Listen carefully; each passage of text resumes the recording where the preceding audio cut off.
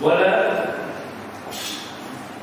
pourquoi les membres restés au village considèrent ceux partis ailleurs comme des êtres vivants en brousse, loin des nattes.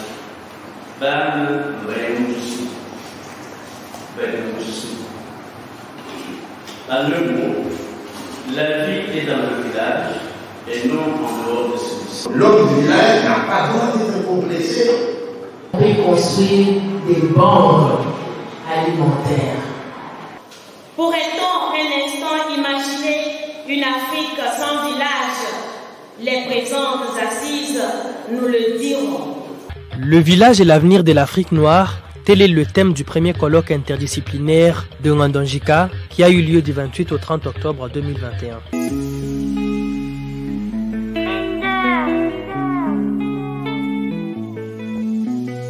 Les éditions d'Itunga ont organisé ces 3 journées de réflexion à l'occasion du 15e anniversaire de projet d'Itunga au centre culturel Monseigneur Tarcisse Tshobanga Tshishikou à Ngandonjika. Pour atteindre ces grands objectifs, les organisateurs de ce colloque ont invité 21 professeurs venus des horizons divers. Ce jeudi 28 octobre s'ouvre le premier colloque interdisciplinaire de Ngandonjika. L'hymne national retentit.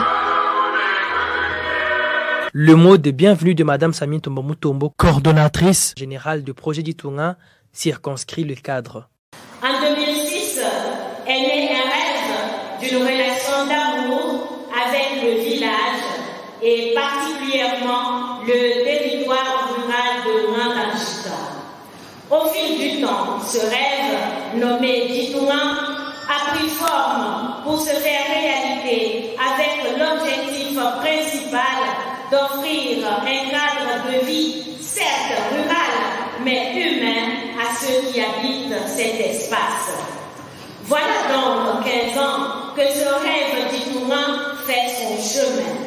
Et tel un paysan semeur, il jette des semences de scolarisation et formation, d'hygiène et santé, du respect de la nature, de la souveraineté alimentaire, d'habitat digne, de promotion des droits de l'homme et notamment de la jeune fille, de la femme, du prisonnier, de l'enfant abandonné, des personnes vivant avec albinisme et de la religion aussi pour une relation droite avec Dieu. C'est là, chers tous, un paquet pour le développement intégral de l'homme de ce village. Pour Ditunga, cet homme villageois est un capital social précieux pour toute l'humanité et par conséquent dont il faut prendre soin. Pourrait-on un instant imaginer une Afrique sans village? Les présentes assises nous le diront. L'administrateur territoire de Ngandonjika, Alexandre Kayumba, s'est dit heureux d'accueillir ce grand événement dans son entité.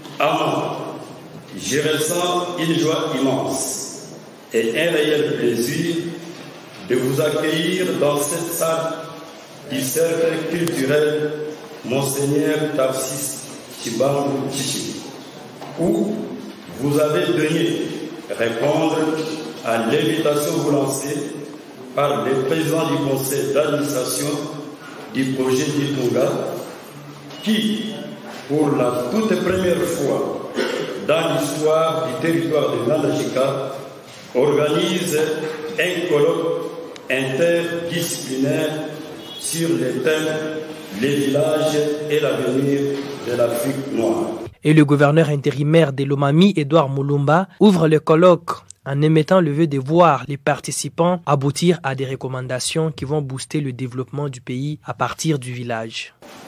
Plusieurs thèmes qui feront l'objet des débats pourront nous interpeller à la prise de conscience de notre situation et nous pousser à aimer nos villages et militer pour la complète promotion. Égard à tout ce qui précède, moi-même, étant villageois, je me suis toujours posé plusieurs questions, à savoir comment vivre au village, comment comprendre le village et comment promouvoir les villages africains. Voilà pourquoi il y aura des recommandations qui vont y sortir, seront une contribution pour le développement de nos entités de base. D'autres messages importants ont marqué ce premier jour, notamment celui du chef de la maison civile du chef de l'État, Bruno Mitoyo Nyenge, qui, par son représentant Maître Théo Kadima, a apporté son soutien total à cette activité. L'édition du tournoi et la maison civile du chef de l'État partagent au sujet du village une vision commune. La présence des représentants de la maison civile à ces cœurs est une belle illustration. Nous avons la certitude que doter nos villages des infrastructures répondant aux besoins des communautés locales est la seule action qui puisse favoriser l'attachement de celles-ci au village et par-dessus tout limiter l'exode rural qui vide nos villages.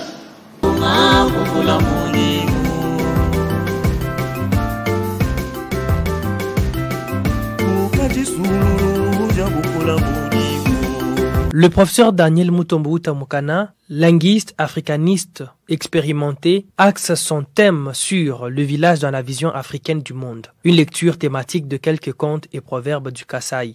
Il explique par les parémies que depuis la nuit des temps, le village est cet endroit où la vie s'organise en toute unité et dans la solidarité. Le professeur Adrien Mounioka se focalise sur le conflit entre la ville et le village dans la musique congolaise moderne. Lecture croisée de quelques chansons emblématiques. Pour ce professeur de littérature qui a analysé la chanson célèbre du musicien congolais Simaro Lutumba, cette musique a toujours charrié les valeurs culturelles des villages africains en conflit avec la ville. Traditionnel est fortement interactionnel.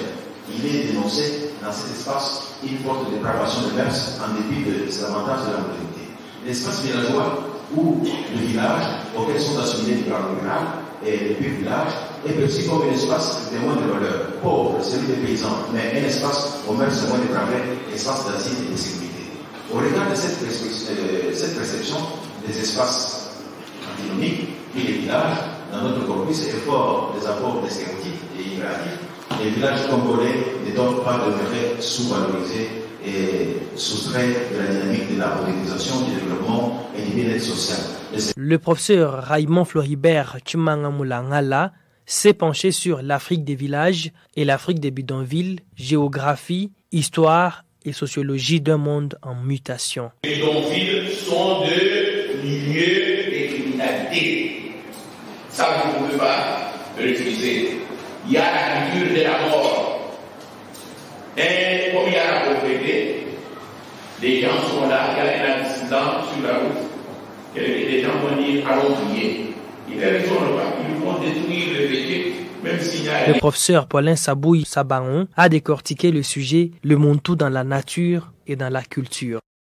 L'abbé professeur Alphonse Ndiata a également pris la parole sur le thème « Se battre contre Goliath, le village africain face à l'autorité politique mondiale ». Il y a eu également en ce premier jour des exposés du professeur Bertin Makolo Monsouassoua sur le thème « L'image du village dans quelques récits africains de fiction » dans lesquels il a analysé l'œuvre Souvenir du village de Zamenga Betukezanga et également l'exposé du professeur Abbé Richard Kitenge-Mwembo sur le village africain à l'épreuve du village planétaire, tensions culturelles et défis éthiques.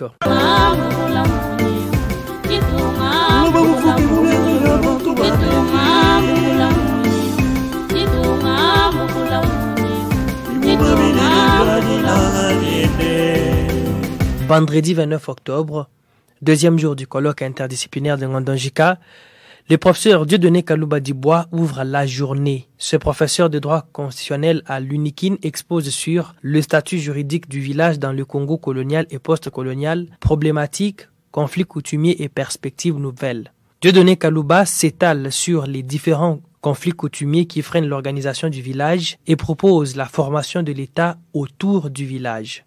En effet, le groupe de ces bases n'exige pas le retour à un État sauvage et encore moins le rejet du cadre étatique hérité de la colonisation. Il réclame la reconstruction, la reconfiguration et la refondation de l'État sur la base des représentations politiques naturellement prévalentes chez la très grande majorité des citoyens africains, ce qui permettra d'asseoir la légitimité sur des bases plurales. Ce n'est donc pas par hasard que tous les conflits en Afrique subsaharienne depuis l'indépendance ont l'agriculture comme facteur décisif. Ces conflits posent, en somme, le problème de la reconnaissance de la diversité historique, politique, culturelle et sociale, et de la capacité à imaginer, à inventer un mode d'articulation du pouvoir lorsqu'une telle pluralité existe dans un espace territorial donné.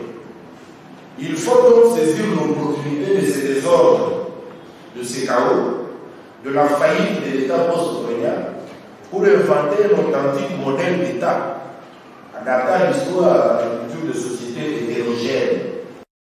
À son tour, l'écrivain et psychologue Pichibanda Wamwele Boujitou expose sur le complexe du villageois, diagnostic et thérapie d'une maladie sociale. Il exhorte les habitants des villages africains à se décomplexer et fonder une vie au village. Vous avez ce complexe-là chez l'homme de l'Afrique, alors l'homme du village.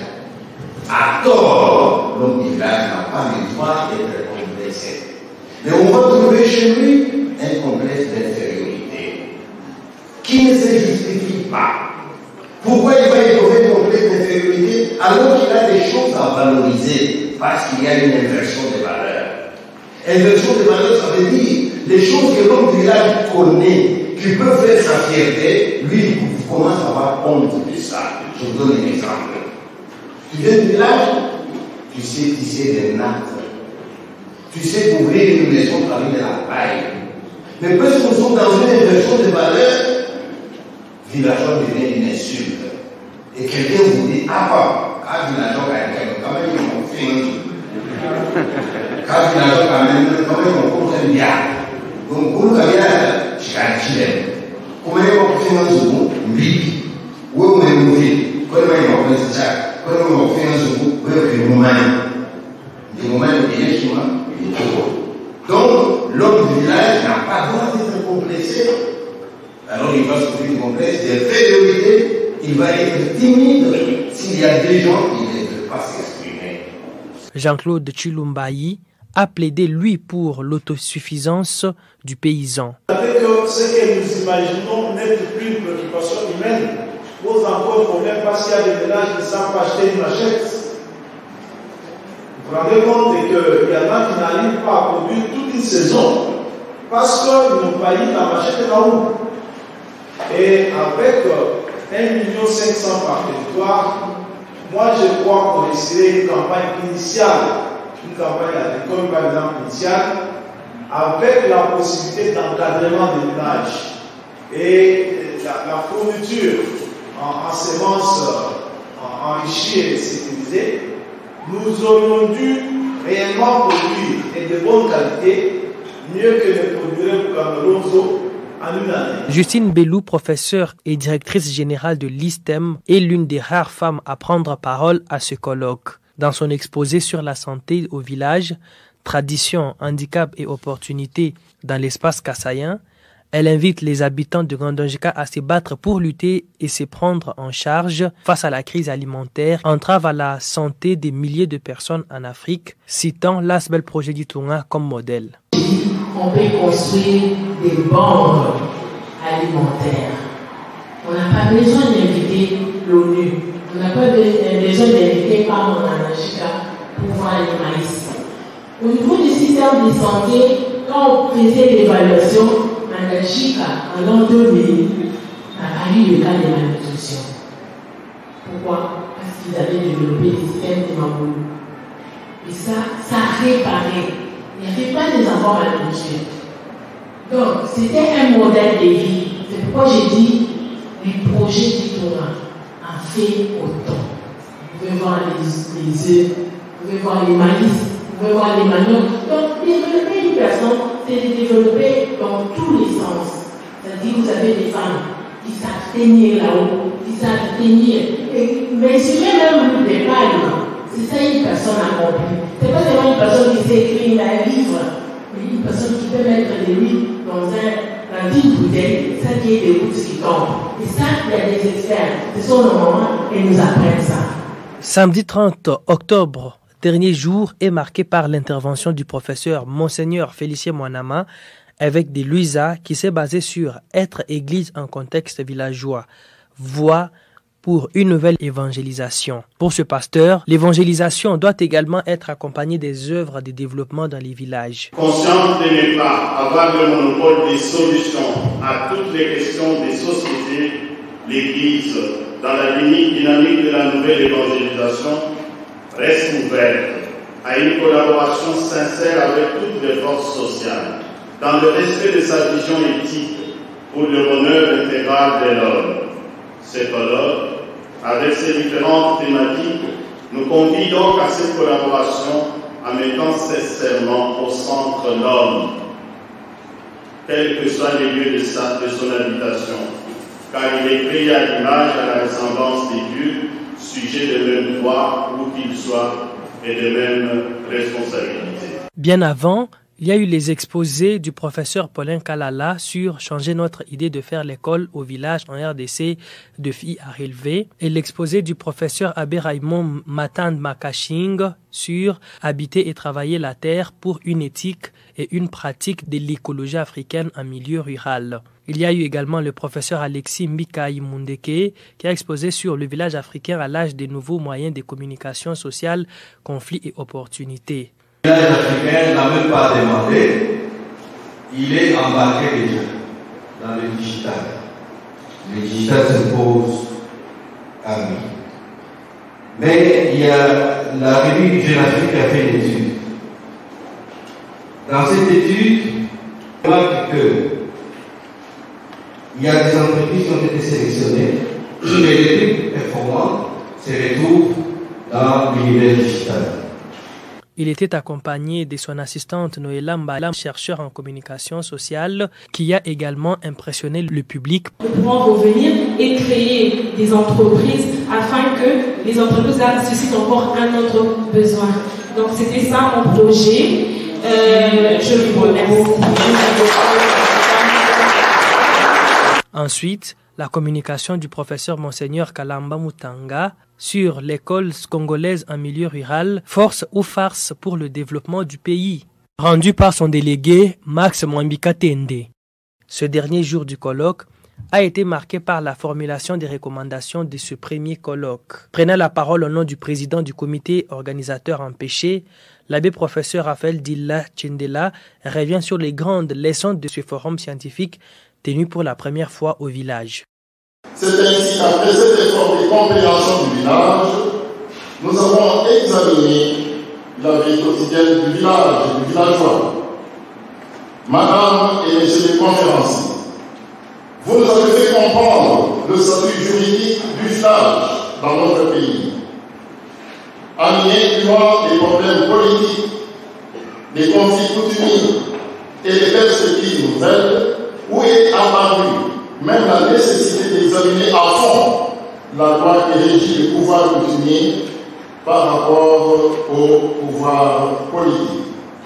Pour vivre heureux au village, il faudrait que nos villageois se débarrassent du complexe de villageois qui lui ferait penser que seuls nos citadins et nos véritables citoyens.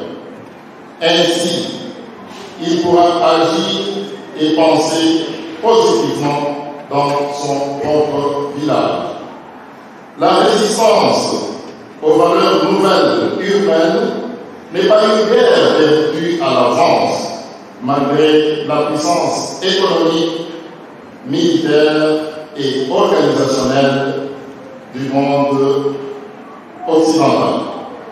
Si le monde est devenu aujourd'hui un village planétaire, il est clair que le monde entier ne pourrait se lever sur des valeurs dites universelles, sur des droits dits universels. La plupart du temps, en effet, les droits dits universels proviennent de la culture du puissant. Le riche ne devrait nullement ravir au pauvre même sa culture. Le pauvre a le devoir de rester attaché à sa culture. Il y a eu la remise de brevets aux participants par Monseigneur Emmanuel Bernard Kassanda, évêque du diocèse de Mbujimaï, qui a également clôturé ce colloque. Je déclare pour les travaux du premier colloque interdisciplinaire de Nandajika. Cette activité, la première, a été accueillie avec joie et demeurera historique au territoire de Nandajika. Itunga bukula mudimu, itunga bukula